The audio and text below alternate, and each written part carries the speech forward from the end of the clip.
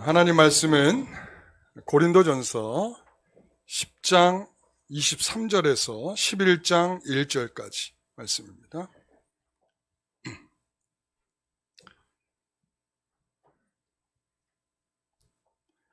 (10장 23절에서 11장 1절까지) 제가 읽겠습니다. 모든 것이 가하나 모든 것이 유익한 것은 아니요 모든 것이 가하나 모든 것이 덕을 세우는 것은 아니니 누구든지 자기의 유익을 구하지 말고 남의 유익을 구하라. 무릇 시장에서 파는 것은 양심을 위하여 묻지 말고 먹으라. 이는 땅과 거기 충만한 것이 주의 것임이라. 불신자 중 누가 너희를 청할 때에 너희가 가고자 하거든 너희 앞에 차려놓은 것은 무엇이든지 양심을 위하여 묻지 말고 먹으라. 누가 너희에게 이것이 재물이라 말하거든 알게 한 자와 그 양심을 위하여 먹지 말라. 내가 말한 양심은 너희의 것이 아니요 남의 것이니 어찌하여 내 자유가 남의 양심으로 말미암아 판단을 받으리요. 만일 내가 감사함으로 참여하면 어찌하여 내가 감사하는 것에 대하여 비방을 받으리요.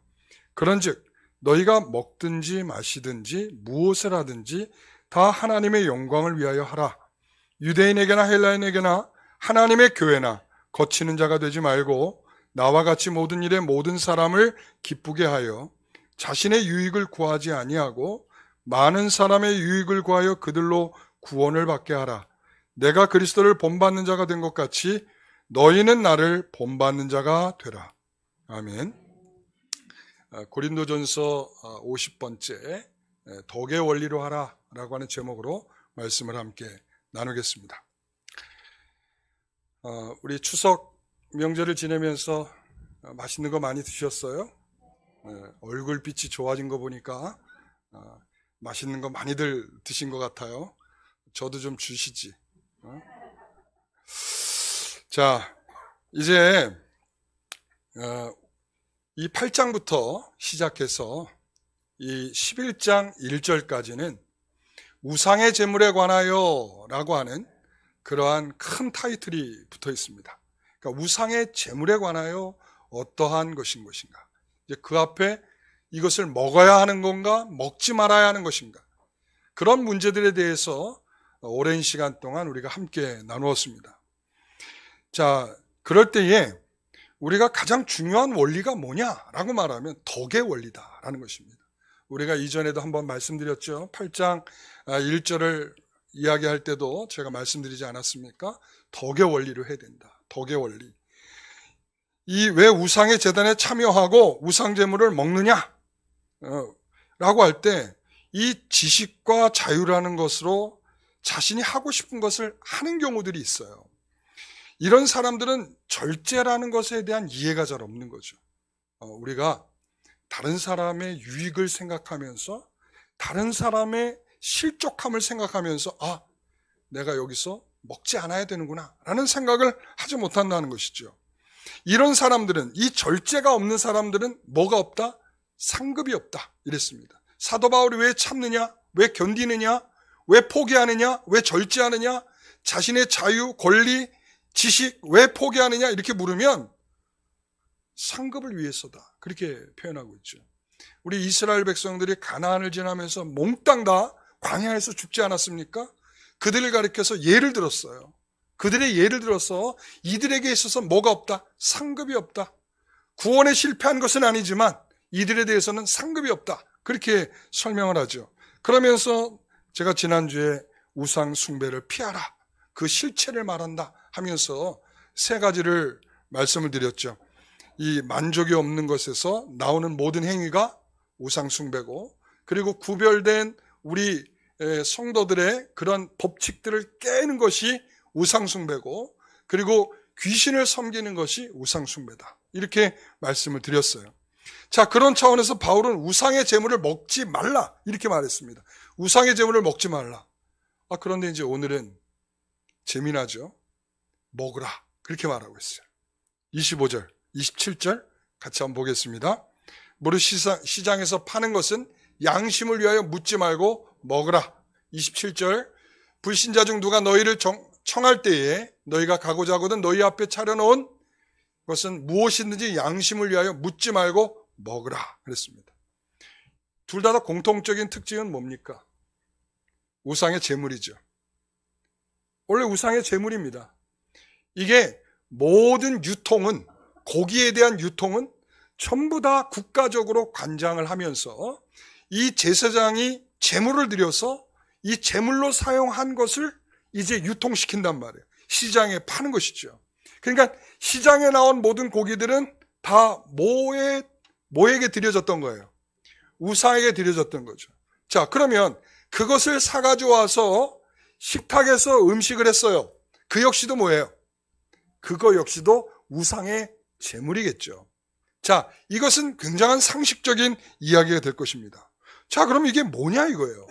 바울의 태도가 어느 때는 먹으라 그러고 어느 때는 먹지 말라 그러고 도대체 이거 어느 장단에 춤을 춰야 하는 것입니까? 이렇게 물을 수 있겠죠. 우리가 우상 숭배하는 것이며 이거 우상의 제물을 먹지 말라고 했을 때, 근데 이제는 이것은 분명히 우상의 제물인데 이것을 왜 먹어도 되느냐라고 이야기를 하느냐는 것이죠. 중요한 것은 이게 먹느냐 먹지 않느냐를 가늠하는 중요한 기준은 뭔가 하면 원리예요. 그러니까 원리라고 하는 것이 굉장히 중요한 것인데 이 원리에 따라서 먹을 수도 있고 먹지 않을 수도 있다라는 것을 말하고 있는 것입니다. 이 원리라고 하는 것은 우리의 행동에 굉장히 중요한 지침이 됩니다. 우리 성도들이 만약에 여기에서 이 상황에 따라 왜 먹지 말라고 합니까? 왜 먹으라고 합니까? 라고 우리가 상황에 따라 질문을 한다 그러면 사도 바울도 굉장히 쉽지 않을 거예요. 대답하기가. 그러나 이것은 상황에 따른 것이 아니라 뭐에 따른 거라고요? 원리다. 덕의 원리를 따르고 있는 것이다. 이렇게 말할 수 있습니다. 여러분, 우리가 헌금하는 원리, 그러면 어떻게 헌금하는 것이죠? 어떤 원리를 갖고 헌금하는 거죠? 아무도 대답을 하시는 분이 없네요. 제가 몇 차례나 가르쳐 드렸는데도 불구하고 우리가 즐거운 마음으로 하는 거예요. 즐겨내는 것이고 또 하나는 뭐냐면 스스로 내는 것입니다. 우리가 헌금을 할 때 즐겁지 않고 또한 내가 이걸 스스로 하겠다라고 하는 마음 없이 하는 헌금은 어떤 의미에서 말하면 헌금이 아닌 거예요. 그래서 제가 우리 성도들한테 우리 주보에 헌금자 빼야 합니다 라고 했을 때, 그리고 또 우리가 헌금 바구니 돌리지 않습니다 라고 했을 때 우리 성도들이 이제 우려를 좀 했죠. 그러나 우리가 원리를 따지면 그렇게 해서는 안 되는 거죠. 사람의 눈이 보니까 안 하려고 했다가도 하게 되는 이런 예들을 우리가 알고 있잖아요. 그러니까 마치 헌금을 누가 보고 있으니까 내가 그 사람의 눈을 의식해서 하게 하는. 그래서 제가 항상 원리적으로 얘기해요. 스스로 하고 즐거운 마음으로 해야 된다. 이게 이제 성경의 원리인데요. 그랬을 때 그러면 상황이 급박하고 헌금이 많이 필요할 때 어떻게 해야 되느냐? 그때 요구해야 되겠죠. 성도들한테. 아닙니다. 동일한 것입니다. 아무리 헌금이 필요하고 아무리 우리가 사용돼야 될 비용들이 있어서 성도들이 좀 더 헌금하기를 바라는 마음이 목사에게 있다 할지라도 성도들한테 강요할 수 없는 것입니다. 왜? 하나님의 역사를 기대해야 되는 것이고 하나님께서 그 마음속에 즐겨낼 수 있는 사람들, 스스로 낼 수 있는 사람들을 통해서 하나님께서 일하시는 겁니다. 저는 그 원리를 믿어요. 그렇기 때문에 무슨 일이 있더라도 저는 우리 성도들은 제가 헌금하시라고 강요한 적이 없잖아요. 그죠? 그죠? 왜 대답들이 약하죠? 그럼 마치 제가 여러분들에게 강요한 것처럼 말이죠. 저는 우리 성도들한테 언제든지 얘기할 수 있어요. 제가 그러면서 그런 말을 했어요. 스스로 내거나 즐겨내지 않는 것은 헌금이 아닙니다. 그 이야기까지 제가 드렸어요. 그런 원리에 따라서 우리가 하는 것이지 급박하니까 성도들한테 요구하고 또 우리가 필요하니까 성도들한테 헌금을 하라고 강요를 하고 이렇게 돼서는 원리적으로 보면 전혀 맞지 않는 상황에 우리가 붙들려지게 될 수밖에 없습니다. 사랑하는 성도 여러분, 그런 것입니다. 여기서 사도 바울이 왜 먹어도 되느냐 먹지 말아야 되느냐라고 말하는 것은 바로 그 원리에서 나오는 말인 것입니다. 자, 그래서 고린도전서 8장 10절에 보면 사도 바울의 원리 중에 하나가 바로 이런 거예요. 내가 우상의 집에 앉아 먹는 것을 누구든지 보면 이거예요. 이럴 때는 먹어야 됩니까? 먹지 말아야 됩니까? 그렇죠. 이럴 때 먹지 말아야 되는 거예요. 지금 우리가 계속적으로 이 8장부터 살펴본 예를 우리가 살펴보면 이럴 때는 먹지 말아야 되는 거예요. 왜요? 누군가가 우상의 집에 있다라고 하는 것은 뭐예요? 이미 전제가 깔리는 거죠. 우상의 집 하면 거기에 들여진 무엇인가, 고기는 그냥 고기가 아니라 뭐예요? 재물일 수밖에 없는 거예요. 그러니까 우상의 집에서는 그것이 재물인데 그 재물을 먹는다 하면 제3자, 믿음이 연약한 자든지 불신자든지 그걸 보면 뭐라고 생각하겠어요? 어떻게 이것을 먹냐? 이 생각을 한단 말이죠. 그 사람들을 생각해서라도 우상의 집에서는 먹을 수 없다 이거예요. 그러나 여러분, 이게 시장으로 나왔어요. 우상으로 드렸던 고기가 시장으로 나왔어요. 자, 그렇게 되면 시장으로 나온 그 고기는 재물입니까? 아닙니까? 재물입니까? 아닙니까? 자, 식탁에 올라왔어요. 요리가 돼서 재물입니까? 아닙니까? 아니죠. 이게 원리적으로 이것은 뭐가 되냐면 고기 혹은 음식 혹은 먹을 것이 되는 것입니다. 시장에 와서는 재물일 수가 없는 거죠. 왜? 식용하기 위해서 나온 것이니까. 그러니까 사도 바울은 그 원리를 지금 말하는 거예요. 이게 시장에 나온 것은 고기일 뿐이지, 먹을 것일 뿐이지 이것은 재물이 아니라는 거예요. 그런 차원에서 먹으라는 것입니다. 묻지 말고 먹으라는 것입니다. 누가 청했어요? 어떤 사람이 청해서 자, 맛있게 음식을 했습니다. 그럴 경우에는 그 분명히 제물로 드려졌던 고기일지라도 뭐 하지 말고 묻지 말고 그냥 먹으라는 겁니다. 그렇습니다. 여기에서 고린도서 8장 4절에 있는 말씀처럼 우상의 제물을 먹는 일에 대해서는 우리가 우상은 세상에 아무것도 없고 하나님은 한 분밖에 없는 것이니 먹을 수 있다. 그런 차원이 아닌 거예요. 이건 지식이죠. 지식적인 차원에서는 하나님 한 분밖에 없고 우상은 없는 것인데 그 앞에 드려졌던 모든 것들은 다 아무것도 아니야. 그러니까 난 먹을 수 있어 라고 생각한다. 이런 개념에서 먹는 것이 아닙니다. 여기에서는 우상이 없는 줄 알아서 우상의 제물을 먹는 것이 아무렇지도 않다고 해도 자, 제3자의 눈으로 볼 때 우상의 집에 들어가서 제물을 먹는 것을 보면 그 우상과 교제하는 것으로 여기지 않겠어요? 그 우상을 섬기는 것으로 여기지 않겠습니까? 그렇기 때문에 그럴 때는 먹지 않아야 되는 것입니다. 제3자의 눈에 그것이 어떻게 비칠 수 있느냐라는 측면이죠. 그러나 시장에서 파는 고기나 식탁에 올린 고기는 더 이상 재물이 아니라 뭐라고요? 먹을 것이라는 거예요. 먹을 것. 먹을 것인데 못 먹을 이유가 뭐가 있습니까? 우상의 집에서 먹는 것을 금하는 것은 제사의 재물이기 때문에 먹지 말라는 것입니다. 시장과 식탁에서 먹을 자유가 있다는 것은 재물이 아니라 먹을 것이기 때문에 그런 것입니다. 이는 같은 것이라고 해도 장소에 따라 메시지가 다를 리 있는 것입니다. 우상의 집에서는 이것은 아무리 뭐라고 해도 뭐예요? 재물일 수밖에 없는 거예요. 그러나 시장에서는 뭐예요? 먹을 것입니다. 그렇게 메시지가 달리 주어지는 것이죠. 누군가가 이렇게 말합니다. 28절에 이것이 재물이라 말하거든 알게 한 자와 그 양심을 위해 뭐 하지 말라? 먹지 말라. 아, 허겁지겁 맛있게 먹고 있는데 어떤 사람이 그렇게 말하는 거예요. 이거 우상의 재물인데 라고 말하는 순간 그게 뭐가 되는 거예요? 이젠 더 이상 먹을 것이 되지 않는 거야. 왜 그렇습니까? 그게 실상 재물로 드려졌던 것이기 때문이죠. 그렇기 때문에 누군가의 제3자의 연약함을 생각하면 이제 먹는 것을 어떻게 해야 된다? 금해야 되는 것이든. 여러분, 그 책임은 사랑과 덕의 원리로서 하는 것입니다. 그냥 참는 것이 아니에요. 그냥 포기하는 것이 아니라 그 제3자의 사랑의 원리, 덕의 원리, 그를 그에 대한 책임의 원리로서 참고 안 하는 것이죠. 창세기 9장 4절에 보면 고기를 그 생명되는 핏째 먹지 말라 이랬습니다. 칼빈은 위의 말씀을 뭐라고 해석을 하냐면 이렇게 말해요. 인간의 온순함과 관련해서 사람이 핏째 먹게 되면 이 피라고 하는 것은 이 생명의 원리잖아요. 생명의 원리. 그렇기 때문에 이 피가 사람들에 대해서 인간의 피에 대해서도 쉽게 생각할 수 있게 된다는 거예요.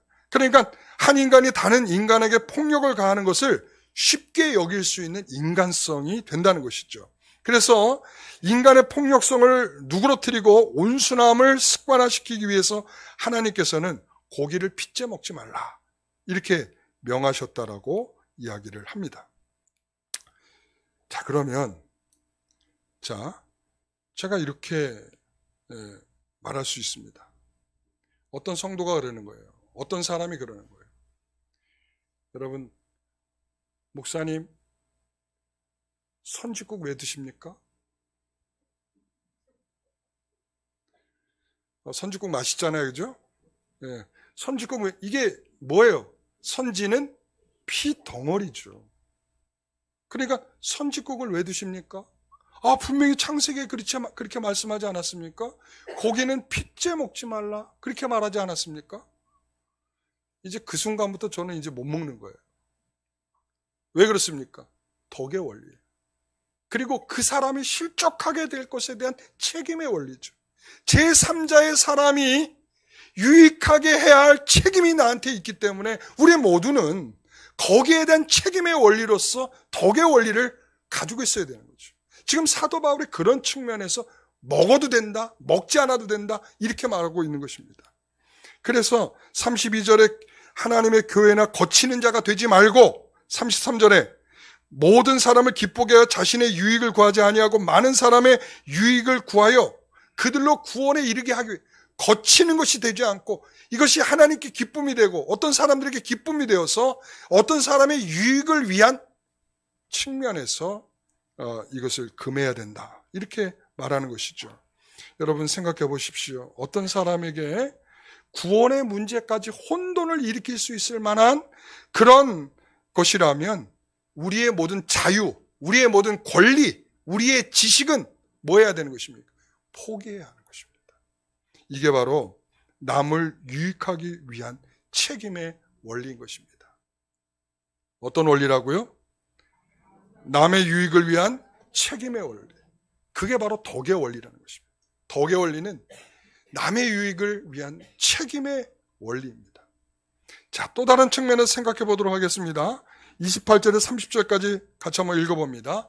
누가 너에게 이것이 재물이라 말하거든 알게 한 자와 그 양심을 위하여 먹지 말라. 내가 말한 양심은 너희의 것이 아니요 남의 것이니 어찌하여 내 자유가 남의 양심을 말미암아 판단을 받으리요. 만일 내가 감사함으로 참여하면 어찌하여 내가 감사하는 것에 대해 비방을 받으리요. 바울은 어찌하여 나의 자유가 다른 사람의 양심에 의해서 판단을 받아야 되는가? 무슨 이유로 내가 감사함으로 받는 것에 대해 비난을 받아야 되는가? 바울은 이런 질문을 던지고 있습니다. 그러면서 26절의 말씀에 이는 땅과 거기 충만한 것이 주의 것임이니라 이랬습니다. 자, 우리 이거 한번 다시 읽어보겠습니다. 이는 땅과 거기 충만한 것이 주의 것입니다. 다시 한번 이는 땅과 거기 충만한 것이 주의 것입니다. 자, 바로 이 말씀이 시편 24편 1절의 말씀을 인용한 말씀이에요. 이 말씀은 땅과 거기에 충만한 것과 세계와 그 가운데 사는 자들은 다 여호와의 것이로다 이랬습니다. 이 말씀은 유대인들이 기도문으로서 사용합니다. 어느 기도문에 사용하냐면 음식 먹을 때에 식사하기 전에 이 시편 24편 1절의 말씀을 인용해서 기도합니다. 이 모든 세계, 이 모든 것, 땅에 충만한 것과 모든 세계에 있는 그 가운데 사는 자들은 다 여호와의 것입니다. 이러면서 그들은 하나님께서 우리에게 풍성한 것을 주시리라 믿습니다. 이렇게 기도하는 거예요. 하나님이 우리에게 만족할 만큼 충분한 것을 주십니다. 이렇게 말하죠. 이들에게 있어서 하나님이 그렇게 충만한 것을 주기 때문에 이 말씀을 인용해서 유대인들은 어떻게 이해하고 있냐면 우리는 그렇기 때문에 우상의 제물을 먹을 수 없습니다. 이렇게 거절하는데 이 말씀을 인용하고 있지만 사도 바울은 그렇게 말하고 있지 않아요. 이 땅에 충만한 모든 것이 다 누구의 것이라고요? 다 주의 것입니다. 다 주의 것입니다. 거기에서 그 주의 것입니다에 누구까지 포함되는 거예요? 그 기도를 하고 있는 나까지도 포함돼서 다 뭐라는 거예요? 다 주의 것입니다 라는 말이죠. 여러분, 매우 중요한 표현입니다. 우리는 다 주의 것입니다. 우리가 다 주의 것이라고 하는 이 표현은, 이 신자가 된 것은, 이제 하나님의 백성이 된 것은 우리가 이제 모든 자유가 가능한 성도들이 되었다라는 말씀입니다.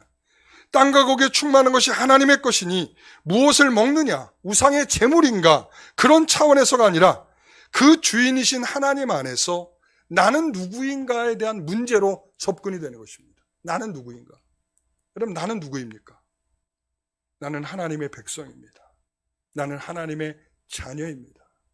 그리고 하나님의 모든 소유 중에 하나입니다. 하나님의 보물 중에 하나입니다. 여러분 믿으십니까? 여러분의 존재를 믿으십니까? 여러분, 그렇기 때문에 요한복음 15장 7절에 있는 말씀처럼 너희가 내 안에 거하고 내 말이 너희 안에 거하면 무엇이든지 원하는 대로 구하라 그랬습니다. 그리하면 이루리라. 모든 것을, 근데 여기에서 전제는 뭐예요? 자, 기도하면 모든 것을 이룬다? 이게 아니잖아요. 전제가 뭡니까? 예. 너희가 내 안에 거하고 너희 안에 내 말씀이 거하면이라고 하는 뭐가 깔려요? 전제가 깔립니다. 그러니까 하나님의 백성이 된 너에게는 내가 너에게 성령으로 함께하고 내가 너에게 생명을 부어주고 내가 너에게 새로운 진리의 말씀을 너에게 주어 그 진리의 말씀으로 살아갈 그 은혜로 너에게 충만하게 하였으니 너희가 그 바뀐 삶의 생명의 그 모든 진리로 판단하여 기도하지 않겠느냐는 거예요. 그렇기 때문에 우리의 기도 속에는 그 진리를 거스려서 기도할 수 없는 겁니다. 그분의 생명을 거스려서 기도할 수가 없는 거죠. 내 욕심대로 기도한다라고 하는 것은 그러므로 여기에서 위반이 되는 거예요. 위반. 그가 원하는 자유는 어떤 것입니까? 바로 너희가 내 안에 거하고 내 말이 너희 안에 거한 자유를 말하는 거예요. 그때 너희가 원하는 대로라고 할 때 우리가 마음대로 내 자유껏 내 힘껏 내가 원하는 것을 구하겠다, 이런 기도의 방식이 아닌 거죠. 거기에서는 이미 전제에 깔려 있는 대로 내 안에 계신 그 주 예수 그리스도를 거스릴 수 없이, 그리고 내 안에 계신 주 예수의 말씀을 거스를 수 없이 우리가 기도할 수밖에 없는 것이겠죠. 그 원하는 자유는 어떤 것이겠습니까? 바로 시장에 있는 것이 무엇든지 먹으라 라고 하는 자유고, 누가 초대하고 음식을 차려놓았으면 무엇이든지 원하는 대로 먹으라 라고 하는 자유인 것입니다. 그러나 그것이 재물이라고 누군가 알게 한다면 뭐 해야 된다? 먹지 말아야 한다. 이게 바로 성도의 자유인 것입니다. 성도의 자유는 남의 유익을 먼저 생각할 줄 알아야 하고, 그리고 이것을 통하여 내가 신자로 부르신, 나를 신자로 부르신 그분에게 과연 영광이 될 것인가를 생각해야 하는 것입니다. 그래서 31절의 말씀인 거예요. 같이 읽어봅니다. 그런즉 너희가 먹든지 마시든지 무엇을 하든지 다 하나님의 영광을 위하여 하라, 이렇게 되는 것입니다. 아, 그렇구나. 성도가 가지고 있는 자유는 바로 하나님의 영광을 위한 자유로서 사용되는 것입니다. 내가 포기한다면 하나님의 영광을 위해서 포기하는 것이고, 내가 그것을 취한다면 하나님의 영광이 된다는 확신이 있기 때문에 취하는 것이 되는 것이죠. 여러분, 우리가 그럴 때 이 하나님의 영광을 위해서라고 하는 말에 사실은 상당한 우리의 불편함이 전제되어 있습니다. 왜 그런가 하면 내 사욕을 멈춰야 하기 때문이죠. 하나님의 영광을 위해서라고 말하는 순간 내가 가지고 있는 기본적인 내용들을 포기해야 되는 불편함과 부자연스러움들이 우리에게 있다는 말씀이죠. 여러분, 우리가 다툼이 일어났어요. 성도들 간에 다툼이 일어났어. 다툼이 일어났을 때 우리가 참아야 되는 이유가 뭡니까? 참아야 되는 이유가 뭡니까? 내가 성격 좋아졌다. 내가 성격 좋아졌으니까 내가 참아주는 거야. 이게 아니라는 말이에요. 하나님의 영광을 생각하면 내가 여기서 맞대응하지 않는 것이 뭐라고요? 이게 바로 하나님의 영광이란 말이에요. 그러니까 얼마나 불편해요. 하나님의 영광을 위한다는 게 우리가 굉장히 아름다운 미사역구처럼 보이지만 실제적으로 우리 안에 내면에는 상당한 갈등이 필요하고 상당한 부자연스러움이 필요한 거예요. 이런 부자연스러움을 이겨내면서 하나님의 영광을 말하는 거죠. 그래서 누군가의 열매를 맺는 신자가 된다는 것은 내가 어떤 열매를 맺는 신자가 된다는 것은 마치 고통을 뚫고 나와서 열매가 되어가는 그런 것과 비슷한 거예요. 그래서 덕의 원리, 절제의 원리는 하나님의 영광을 위한 원리다 이거예요. 무슨 원리라고요? 하나님의 영광을 위한 원리. 그 불편함과 그 부자연스러움을 참아내면서 하나님의 영광을 생각하는 것이죠. 그래서 바울은 이어서 이렇게 말하는 겁니다. 32절, 33절 유대인에게나 헬라인에게나 하나님의 교회나 거치는 자가 되지 말고 33절 나와 같이 모든 일에 모든 사람을 기쁘게 하여 자신의 유익을 구하지 아니하고 많은 사람의 유익을 구하여 그들로 구원을 받게 하라. 이렇게 말하는 것입니다. 그러니까 만일 무엇이든 하나님의 영광을 위해서 방해가 된다면 그 방해되는 모든 요소는 뭐 하겠다는 거예요? 제거하겠다는 거예요. 제거하겠다. 신자의 절제는 우리에게 허락한 영광을 완성해 나가는 질서 그리고 원리인 것입니다. 그것은 나 자신을 위한 것이 아니라 누구를 위한 거예요? 남을 위한 것입니다. 그들이 구원을 받을 수 있기를 희망하는, 갈망하는 마음에서 우리가 행하는 것이죠.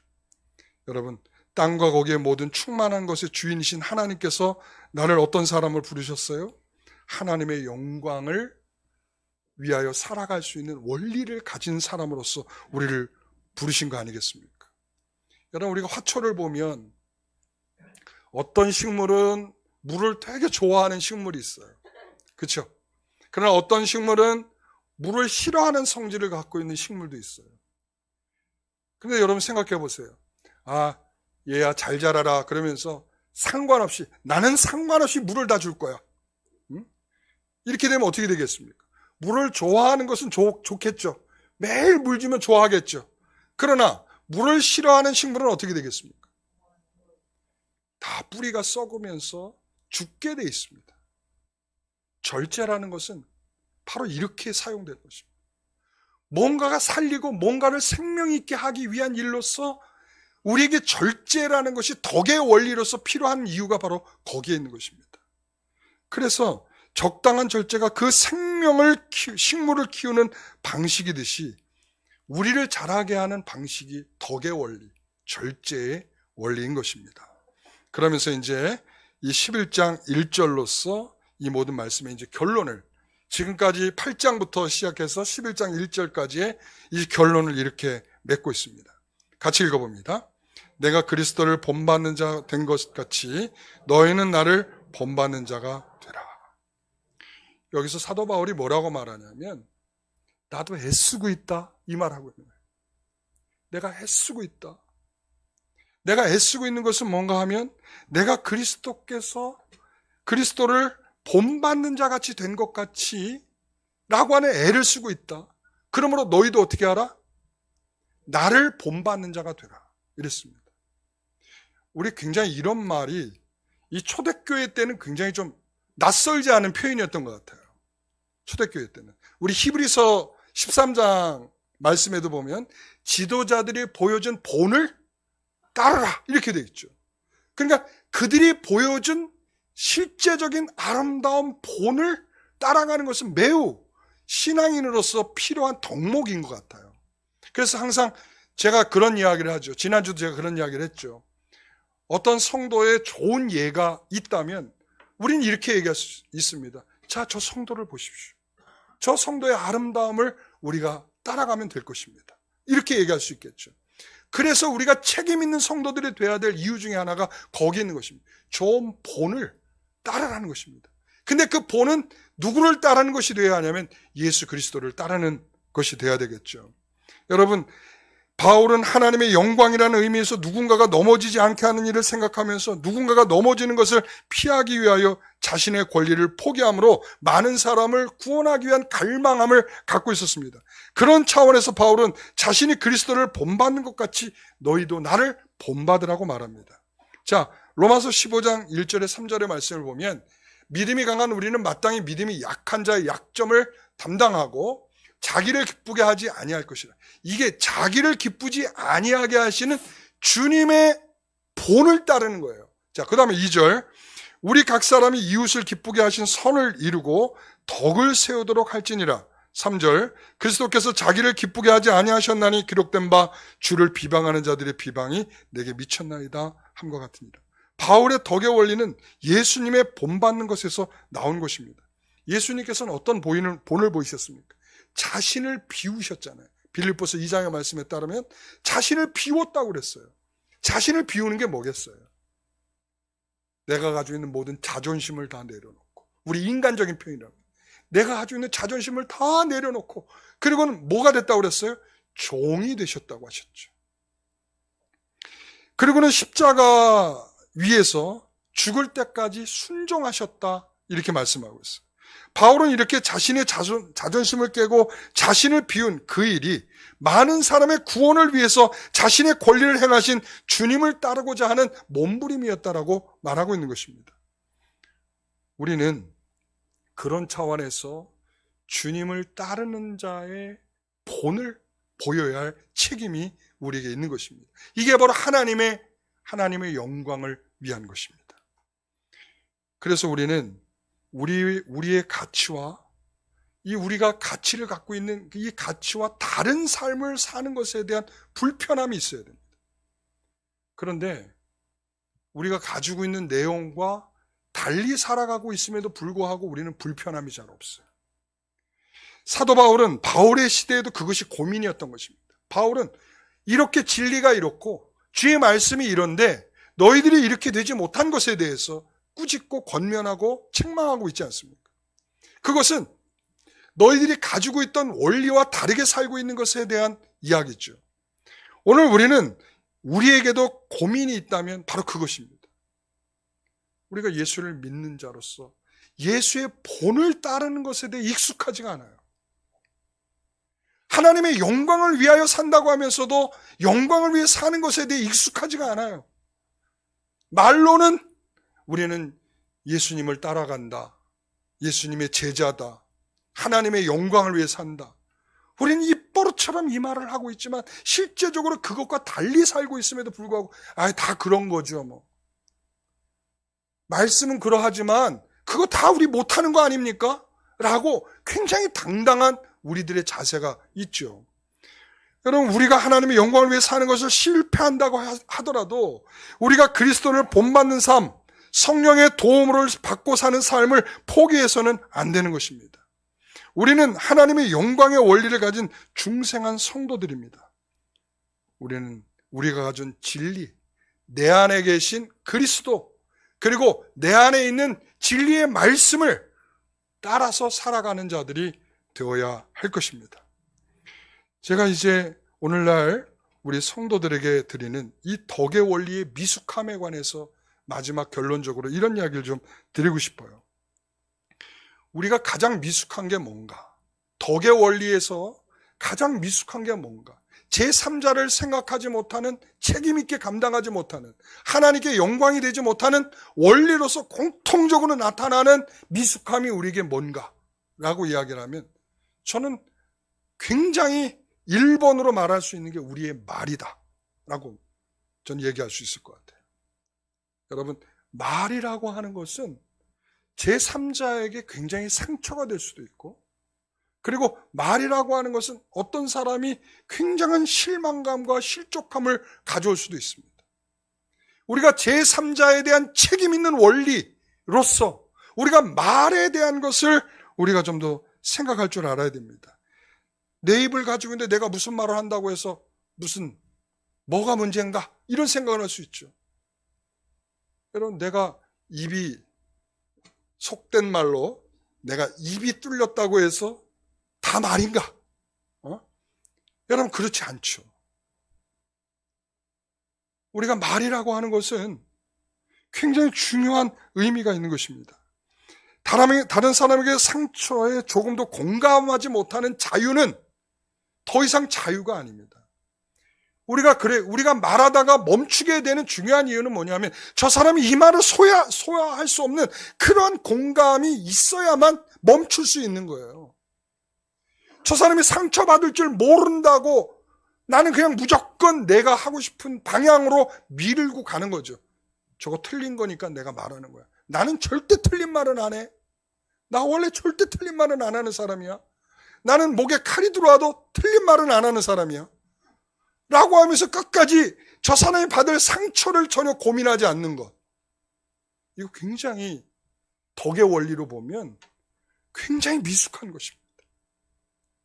내가 가르쳐서라도 어떻게든 이것을 고쳐보겠다라고 말하고 있는 이 교만함. 이것도 역시 덕의 원리로 보면 굉장히 미숙한 것입니다.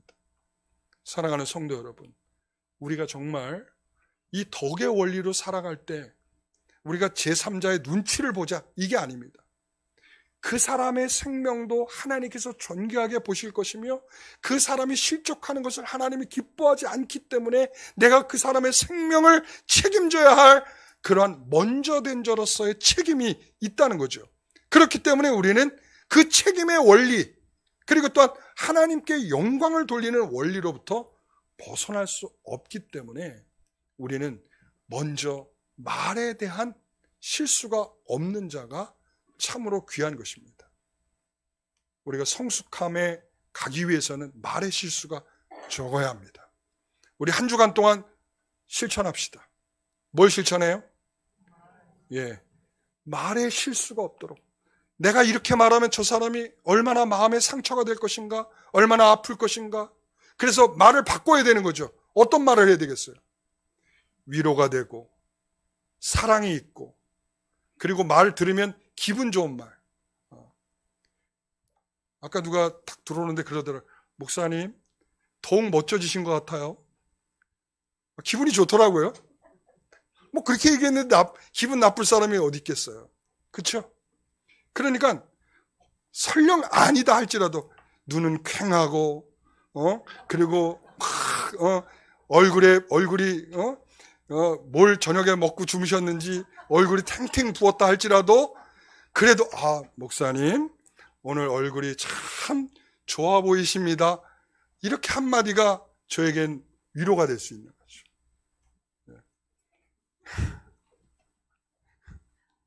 알겠어요. 나는 거짓말을 못하는 사람이라 이거죠. 그렇습니다. 오늘 우리는 덕의 원리, 이 결론의 말씀이 덕의 원리예요. 먹느냐 안 먹느냐 이걸 따지고 있는 상황에서 따지고 있는 이 무지함이 우리가 없어야 돼요. 무지함을 버려야 합니다. 덕의 원리를 갖는다면 우리는 더욱 성숙해질 수 있는 것입니다. 기도하겠습니다. 사랑의 하나님 감사합니다. 우리가 더 주님 앞에 제3자를 세우는 마음을 갖고자 책임 있는 성도들이 되고자 우리가 더욱 신실한 성도들이 되기를 소원합니다. 하나님께서 우리의 마음에 더욱 성숙한 성도들이 될 수 있도록 이끌어 주시옵소서. 덕의 원리로 상대를 대하고 덕의 원리로 서로 사랑하고 관용하고 또한 자비를 베풀 수 있는 신실한 성도의 마음을, 주님의 마음을 본받는 자의 마음을 가질 수 있도록 인도하여 주옵소서. 오늘도 주님 앞에 간절히 기도하오니 예수님의 이름으로 기도하옵나이다. 아멘.